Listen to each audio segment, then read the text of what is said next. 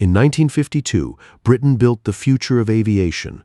Within a year, that future was exploding out of clear skies. Sleek, silent, and incredibly fast, it was the de Havilland Comet, the world's very first commercial jetliner. To a war-weary Britain, recovering from the devastation of World War II, this machine represented more than just travel. It was a triumph of post-war engineering, a shining symbol of global dominance, and the crown jewel of British industrial prestige. At an unprecedented 40,000 feet, the Comet soared far above the turbulent lower atmosphere that battered the loud, uncomfortable propeller planes of the era. It cut travel times in half, bringing distant territories within easy reach. Empires were connected in days instead of weeks. Inside the pressurized cabin, passengers sat in absolute luxury, sipping champagne in quiet comfort and gazing through large, elegant square windows. This was the birth of modern global logistics, and Britain was leading the charge. But the triumph did not last. Within a year of its debut, the dream shattered. Without warning, these marvels of engineering began spontaneously exploding out of clear skies. No bad weather, no pilot error, no engine failures. Just sudden, catastrophic disintegration, leaving behind zero survivors and zero clues. One moment, peace at 30,000 feet. The next, a shower of burning metal falling to the sea. Paralyzed by fear, the aerospace industry ground to a halt. A desperate British government demanded answers. With the very future of commercial aviation hanging in the balance, investigators searched for a ghost. What they found would shock the engineering world. The culprit was not the engine, nor was it the fuel system. It was the shape of the passenger windows.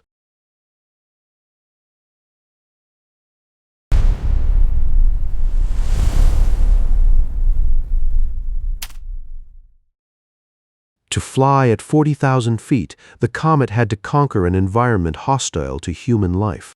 At that altitude, the air is freezing, oxygen is virtually non-existent, and low atmospheric pressure would render a person unconscious in seconds. Keeping passengers alive meant pressurizing the cabin. By pumping air into the fuselage, engineers created a safe, comfortable sanctuary. But in doing so, they created a massive structural challenge. At 40,000 feet, the air pressure is less than a quarter of what it is at sea level. The force pushing outward on every square inch of the metal cabin was immense. It was a constant crushing stress, a relentless expansion that tested the absolute limits of the lightweight aluminum skin. With high internal pressure pressing outward against a near vacuum, the fuselage became a metal balloon. Every ascent inflated it, every descent deflated it. Subjecting the aluminum skin to constant inflation and deflation meant the metal had to stretch and relax on every single flight. De Havilland's engineers, being pioneers, took safety seriously. Inside their test facilities, they built massive rigs to stress prototype fuselages under extreme conditions. They pumped pressure to twice the design limit. The metal held. The wings flexed, but did not break. Confident in this apparently indestructible structure, the company rushed into production. A proud government and an eager public watched as the order books filled. To make the passenger cabin feel even more premium, the architects made a fateful decision. They installed large, square passenger windows. Inspired by luxury railway carriages, this aesthetic choice made the cabin feel spacious and flooded it with natural light. Building a pressurized commercial jet cabin was uncharted territory. Without manuals or historical precedents, the designers had to invent their own rules, relying solely on their mathematics and physical rigs. Yet, as the first Comets entered service, they carried a hidden physical countdown. Within the aluminum skin, a silent, invisible force was accumulating. A force destined to trigger a collapse so violent it would leave almost nothing to analyze. Why did rigorous safety tests fail to detect this fatal weakness? The answer lay in a microscopic phenomenon that only became active under real flight conditions, and the clock was already ticking.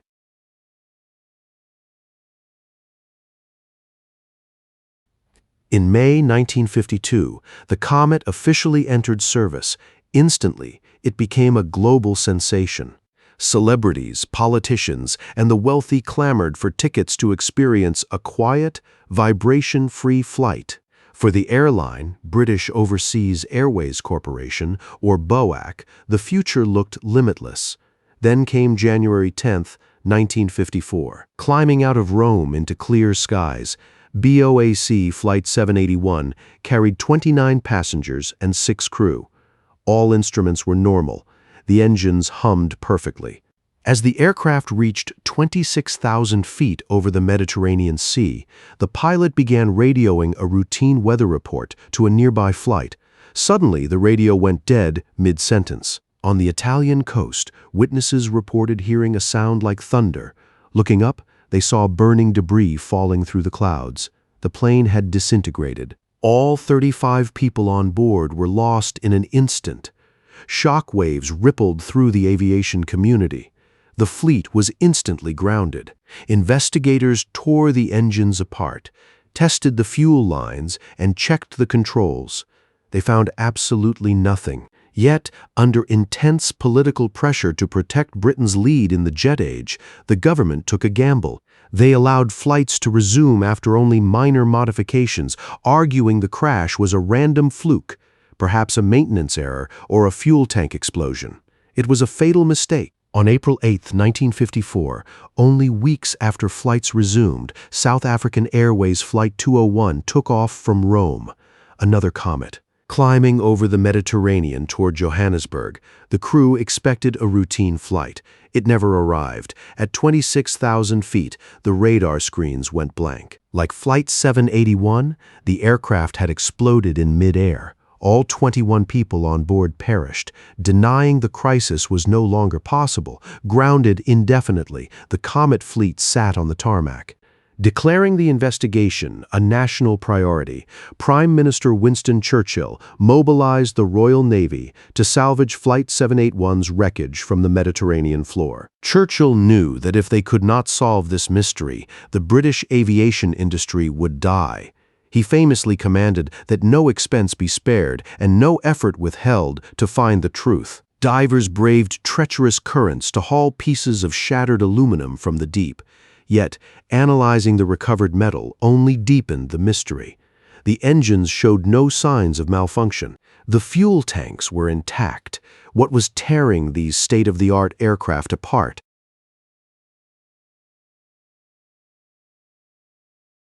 Faced with an invisible killer, the Royal Aircraft Establishment, under Sir Arnold Hall, devised a radical test. Since they could not safely study the plane in flight, they built a giant water tank. It was large enough to submerge an entire Comet fuselage, leaving the wings protruding through watertight rubber seals. Why use water instead of air?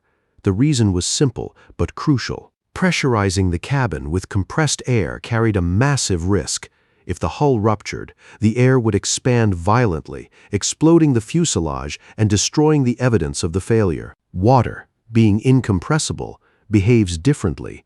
If the metal split under water pressure, the force would dissipate instantly. The tear would stop, preserving the exact point of origin. To build this test, the engineers at Farnborough had to construct a reservoir holding over 200,000 gallons of water.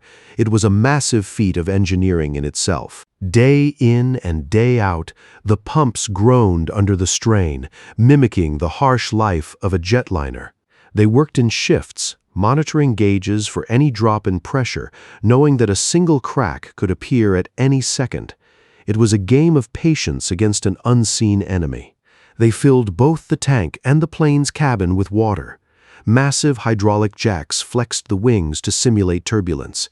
Day and night, pumps forced water in and out of the cabin, cycling the pressure to mimic flight after flight. They were hunting a phantom. After simulating 9,000 hours of flight, the water in the tank violently surged. The metal had finally given way. Draining the tank, Sir Arnold Hall and his team inspected the split fuselage. The tear was clean. When they traced the metal fracture back to its starting point, they found it began at the corner of a passenger window. The culprit was a 90-degree angle. To understand why, engineers had to visualize physical stress as a fluid flowing through the plane's metal skin. In a pressurized tube, this stress is distributed evenly. Encountering a round window, the force flows smoothly around the curves. But when it hits a square window, it cannot make the sharp 90-degree turn. Instead, it piles up at the corners.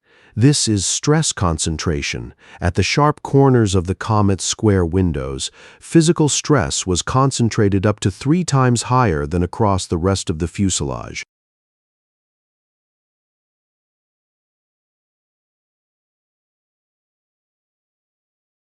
The designers believed the aluminum skin was thick enough to handle the extra load.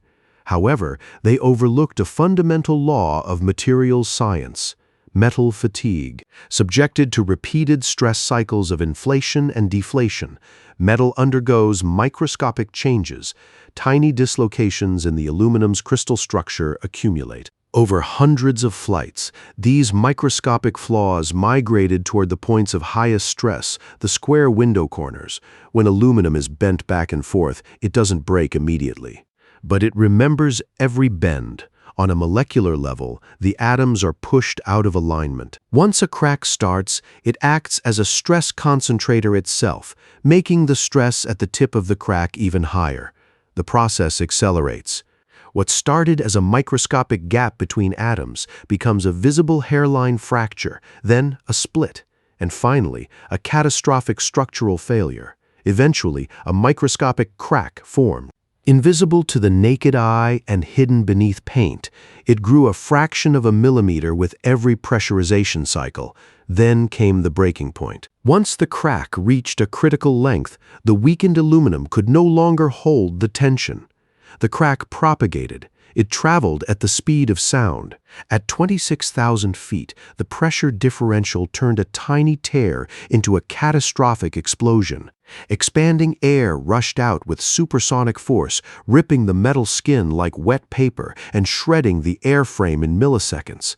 For the passengers and crew, there was no warning. The fallout was immediate and absolute, grounded permanently. The Comet fleet was finished. Although de Havilland redesigned the aircraft with oval windows and reinforced skins, public trust was gone. The Comet name was poisoned. Meanwhile, American competitors watched. Lagging behind the British, Boeing was developing the 707 jetliner. But the Comet disasters forced their engineers to pause and study the water tank findings. Immediately, they redesigned the 707's windows to be rounded and added structural reinforcement straps to halt any potential cracks. They delayed production until they were certain their fuselage could survive thousands of cycles. Boeing won the market. Britain lost its lead forever. The Comet was a brutal lesson in the economics of safety. De Havilland, once the pride of British aerospace, never recovered. From pioneers of the jet age, they became a historical footnote, eventually absorbed by rivals. Boeing and Douglas took over the skies, building their empires on data paid for with British lives.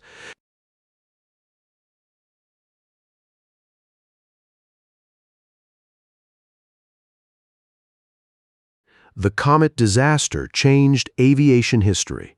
It forced engineers to accept that traditional structural engineering did not apply to pressurized cabins flying at high altitudes.